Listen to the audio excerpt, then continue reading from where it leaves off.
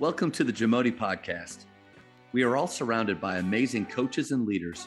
So let's get an inside look at not just what they do, but how they do what they do. After all, becoming the best versions of ourselves is JAMODI, just a matter of doing it. Coaches, the JAMODI podcast is powered by Shoot 360. The future of basketball has arrived in Dallas-Fort Worth. Shoot 360 combines the latest sports technology with the fundamentals of basketball skill development. The result is a one-of-a-kind video game-like basketball program designed to improve your shooting, dribbling, and passing.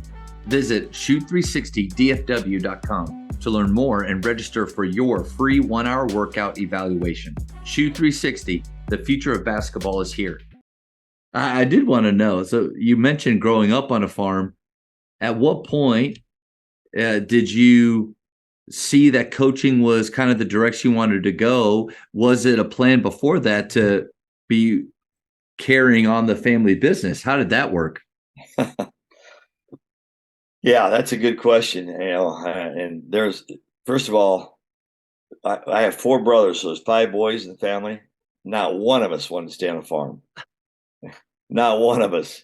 I think part of it was the era that we all went through. I'm the oldest of 5. My youngest is 16. My youngest brother is 16 years younger than I am. Oh, so I think it's kind of that era of, really working your tail end off and barely making ends meet. So none of us really wanted to stay on a farm. And I, I knew as I'm thinking probably my earliest recollection would be about 4th or 5th grade, where I knew that I wanted to be a coach. Oh, wow. I mean, that's just what I love basketball, and I just knew I wanted to be a coach. I think people saw it's interesting because I think other people saw me as in that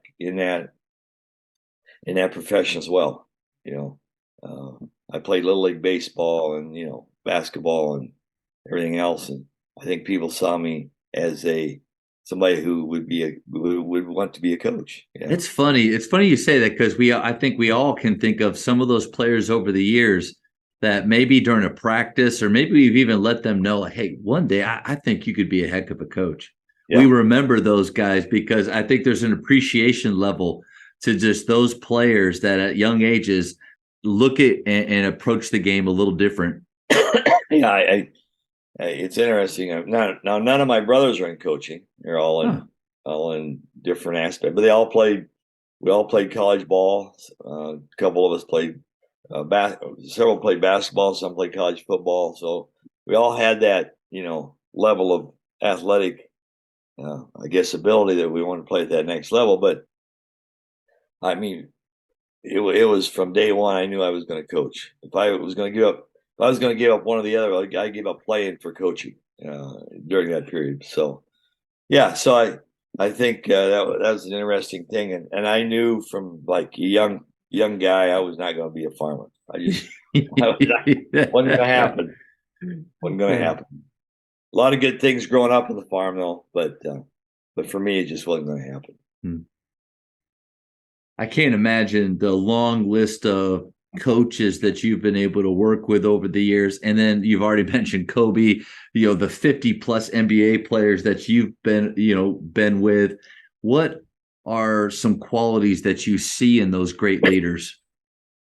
Well, I think I look at the players, and right now, part of my job with USA Basketball is to evaluate players and choose players that would make good teams, invite for our training camps, whether it be, we have U16 this year, we have U16 and U19. So now I'm looking at players that are young players, mostly freshmen, some sophomores in high school, and then U19 is older players, some college freshmen, some seniors that just graduated. So I think there's 5 things that I evaluate players on. First one is they got to be skilled. When it comes right down to it, they can be the best teammate and have everything, but if they're not skilled, you're probably not going to make any difference. We all have those guys, Coach, on our teams in high school. And you know what? I love them all. I love no those doubt. guys. but if they're not skilled, they're not skilled. Yep. And I think really the aspect of having those guys in your team, if being really honest with them is probably the best. I mean, we just say, and the relationships I had with my 10th, 11th, 12th guys on my teams probably is as good or better than I have with my top player. Just because I recognize them as a vital part of the team, even though they weren't skilled.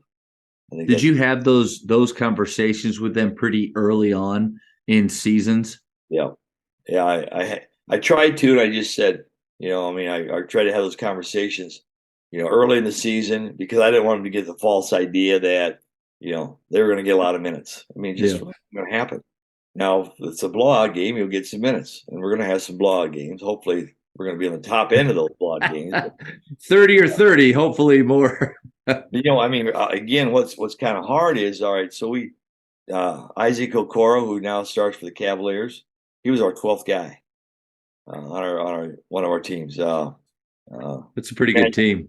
Manuel Quigley, who plays for just re-signed a major contract with the Knicks. He was our 12th guy. So it's funny because I see those guys now, and I have a really good relationship with like 90% of the players I've coached. I can text and they'll get back to me, but they all say that was a hard thing for them to deal with at first, being the 12th guy. An interesting story, if we have time, yes, quickly, sir, is Isaac Okoro, who's drafted like top 6 or 7 for the Cleveland Cavaliers. He came back after an injury, started for him, was injured, came back after an injury, and then came off the bench for him. Well, a newspaper writer asked him, "Hey, Isaac, you were a starter. Now you're injured. Now you have to come off the bench. Are you going to be able to handle that?" And his response was, "Hey, I was 12th guy on our U17 World Cup team for USA Basketball. I can handle this." He said so. So that was a great answer by that's awesome. Great kid. So got to be skilled. Got to be skilled. Secondly, smart. How smart are you? You make the decision making. You make good decision making passes. Time and score. The foul situation. Just those things that really kind of stick out to coaches. I think are just how smart a player. So I think that's the second thing. Third thing is versatility. We got to have. For us, we got to have guys that can. First of all, the main thing is, can you guard more than one position on switches, on screens? Are you versatile? Can you maybe play a stretch 4 and now go to a wing position, or and even in my high school teams, you want some kids that are really versatile that you can move around a little bit. Those are your best players. They can move around a little bit, maybe handle the ball a little bit.